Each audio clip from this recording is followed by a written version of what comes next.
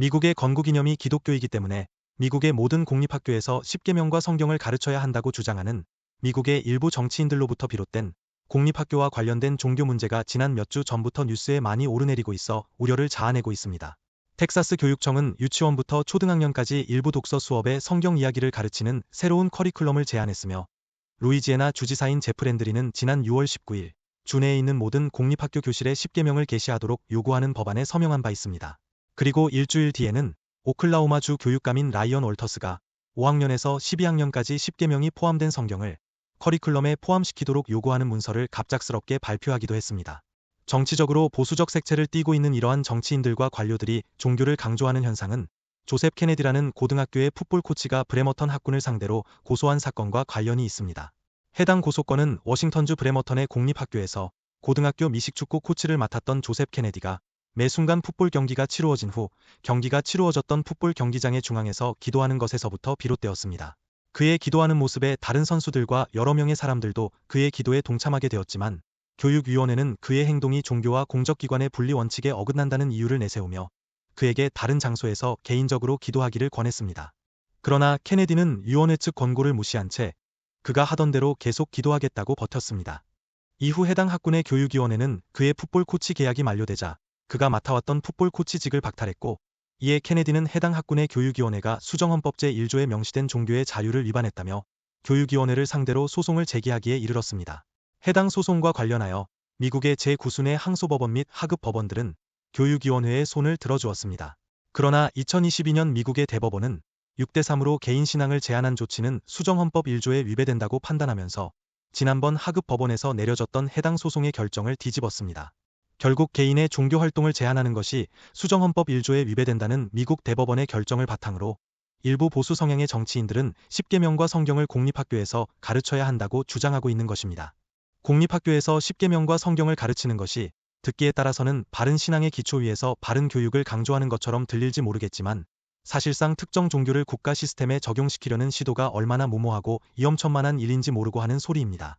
미국의 정체성을 기독교로만 한정한다면 미국은 결국 기독교라는 종교를 가진 사람들만을 위한 국가라는 의미로 국가의 정체성이 종교에 한정될 수밖에 없습니다. 그러나 사실상 미국에는 무슬림을 포함하여 다양한 종교를 가진 많은 사람들이 함께 어우러져 살아가고 있는 국가입니다. 그렇기 때문에 미국에서 모든 종교는 정치와 분리될 필요가 있으며 국가의 통제 없이 어떤 종교 활동이든 보장돼야만 합니다. 이것이 미국의 수정헌법 1조가 명시하고 있는 종교자유의 목적이며 취지이고 그렇기 때문에 미국의 공립학교는 결코 주일학교가 되어서는 안 된다는 것입니다. 물론 기독교라는 종교를 바탕으로 미국 학교 및 사회의 사랑과 포용이 전달되고 실천된다면 그것보다 더 좋은 결과는 없을 것입니다. 그러나 보수 정치인들이 십계명과 성경을 교실에서 배워야 한다고 강조하는 것은 포용과 사랑이라기보다는 기독교의 교리를 단순하게 강요하는 것밖에는 되지 않습니다. 기독교적 교리 강요는 결국 율법주의와 연결될 수밖에 없으며 예수님이 계실 당시의 바리새인들 역시 율법주의자들이었습니다. 예수님 역시 이러한 율법주의자들의 신앙을 누룩이라 지칭하면서 극도로 경계했던 사실이 성경에도 기록돼 있습니다. 사실상 신앙적 측면에서 보더라도 현재 미국의 일부 보수 정치인들이 강조하는 십계명과 성경을 교실에서 배워야 한다는 것은 율법적인 것 이상 또는 그 이하도 아니라고 해도 과언이 아닐 듯 싶습니다.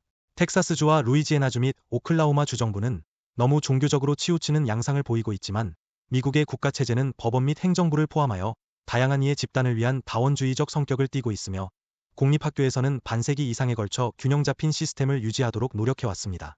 사실상 기독교의 교리를 미국의 공교육 시스템에 주입시키려는 시도는 미국의 극보수 정치 세력들이 자신들의 생각과 이념을 공교육 시스템에 반영시키려는 욕심에 지나지 않습니다. 미국의 헌법은 종교적 색채를 포함하고 있지 않을 뿐만 아니라 기독교에 대한 어떠한 언급도 하지 않고 있습니다. 오히려 미국의 헌법 6조항에는 공직자들의 종교적 색채 강조를 금지하는 조항이 포함돼 있습니다. 그리고 십계명과 성경을 강조하는 정치인들은 미국의 건국이념이 기독교라는 사실을 강조하면서 공립학교에서의 성경 공부를 강조하고 있지만 미국의 헌법이나 미국 시민이 될 수 있는 조항 어디에도 성경적 이해가 필요하다는 구절이 전혀 언급돼 있지 않습니다. 왜냐하면 미국의 법률은 지극히 세속적일 뿐만 아니라 십계명 또는 다른 성경적 문구에 근거하지 않는 삶을 살아가는 여러 종류의 사람들과 함께 조화롭게 살아갈 수 있는 환경을 더욱 강조하기 때문입니다. 구약 성경에 기록된 일부 의로운 왕들이 산당과 우상을 제거한 후 하나님으로부터 칭찬받은 것과 관련하여 지금이 예수님 오시기 전의 구약시대라면 현재의 정치 지도자들 역시 성령님이 부어주신 능력으로 현재의 무분별하고 악한 세태를 바로잡기 위해 구약 성경에 기록된 왕들과 같이 공교육에 신앙을 주입시켜 학생들의 정신을 개선시키려 하는 것이라면 그렇게 하는 것이 맞을지도 모른다고 생각됩니다. 왜냐하면 예수님이 이 땅에 오시기 전인 구약시대의 성령은 제사장이나 왕 또는 일부 사람들에게만 내려지는 특권이었기 때문입니다. 그래서 당시 성령받은 왕과 제사장들 또는 일부 지도자들은 백성들을 다스릴 수 있는 권한과 동시에 하나님께 백성들을 잘 이끌어야 하는 책임 또한 가지고 있었습니다. 그러나 예수님이 오신 이후에는 성령님이 이 땅에 오셔서 누구든지 성경을 통해 예수님을 알 수 있고 하나님과 만날 수 있는 은혜의 시대가 되었습니다. 그러므로 지금은 누구의 강요로 신앙생활을 하는 것이 아니라 자발적이고 개인적이며 성령님의 도우심으로 은혜로운 신앙생활을 할 수 있게 되었습니다.